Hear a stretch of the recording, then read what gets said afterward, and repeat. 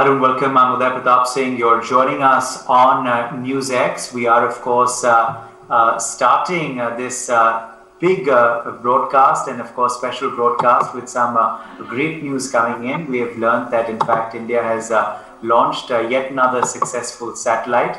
The Indian Space Research Organization, in a short while from now, will be launching in fact, they've just launched the communication satellite CMS-01. On board the launch vehicle PSLV C-50. A 25-hour countdown for the launch began yesterday. The Polar Satellite Launch Vehicle, or PSLV's 50-second mission, is scheduled for liftoff at 3:41 p.m. And of course, it has just lifted off at the second launch pad at the spaceport of Sriharikota, subject to weather conditions. That launch, of course, taking place successfully so far. You can, of course, see those visuals on your screen. CMS-01 is the 42nd communication satellite of the space agency, and it's envisaged for providing services in extended C-band of the frequency spectrum covering India, Andaman and Nicobar Islands, as well as Lakshadweep Islands. PSLV C-50 is the 22nd flight of PSLV in the XL configuration, and today's launch would be the 77th launch vehicle mission from Sriharikota, about 120 kilometers from Chennai.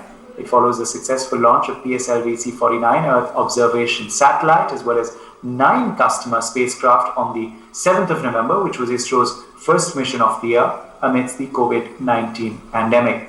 Today's launch is the last launch of 2020 for ISRO in what has been a good year for our space research organization. Joining us live is Surendra Singh, former ISRO scientist. Ravi Kumar Gupta, former DRDO scientist, is also live with us, and K. Siddharth, Earth scientist and strategic thinker, is joining us live as well. Welcome all of you, and thank you for being with us on this great occasion. Surendra Singh, let me begin with you first. Your first reaction to this liftoff of the latest CM. Many capabilities will be added very soon, is what you're clearly saying. K. Siddharth, just look back at this year for ISRO. How has the year really panned out in your opinion? Well, under such type of a condition, as a scientist Surendra Pal said, the achievement of ISRO is simply mind-blowing, because a good number of people had to work from home, and by coming to this place, they had to organize a lot of things, reorganize a lot of things. And under such a condition, they happen to be launching a communication satellite, replacing the GSAT satellite. They happen to be launching commercial satellites. And it is in the same year that they happen to be competing with the whole of the world.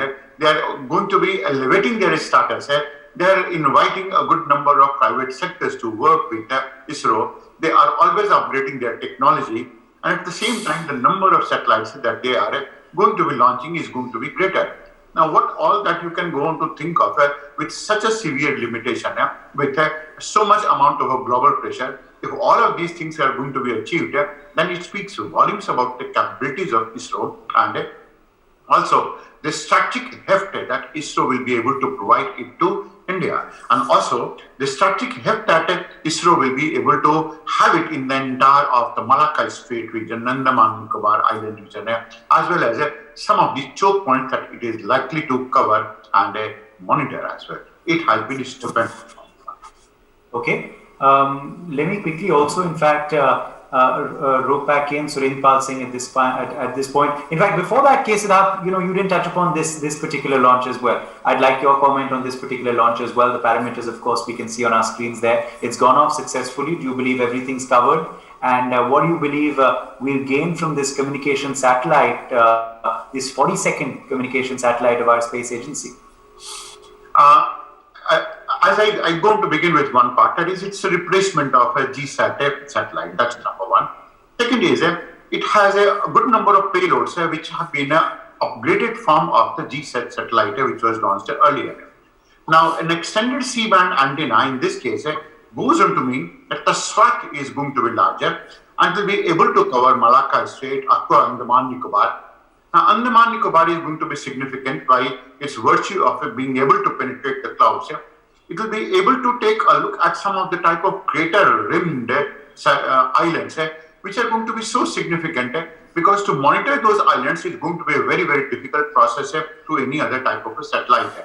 Now, such type of islands go on to be having a lot of strategic significance, because you can go on to place your army, you can go on to place a complete battalion inside the crater, and then they can go on to communicate with the whole of the world.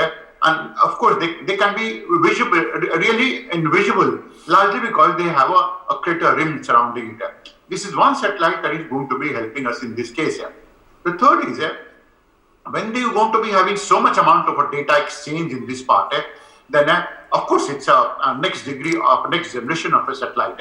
With so much amount of a data exchange and such a high speed, you can always go on to have in Andaman Nicobar aid, the tri-command services. That's the only tri-command services that we're going to be having there. And the amount of exchange of data will be very, very high. And of course, at a high speed, that is what we're going to require. Now, talking about the movement of the ships, the tracking of it in the Malacca Strait, all of these type of states, including the Lakshadweep, is going to be significant because you can go on to know which are the ships, and you can go to identify these ships from this region. And despite the fact that it may be in a geostationary orbit placed over equator. Now, other than that, this is one of these satellites which may be carrying some type of a payload which is going to be having a certain type of a surveillance capacity and capability.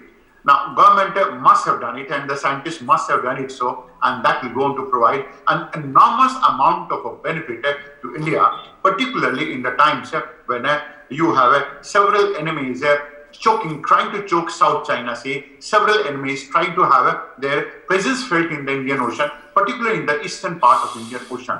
Andaman Nicobar Islands entire strategy of trying to develop it and restore and secure 10-degree channel is going to make it very, very easy for us right now.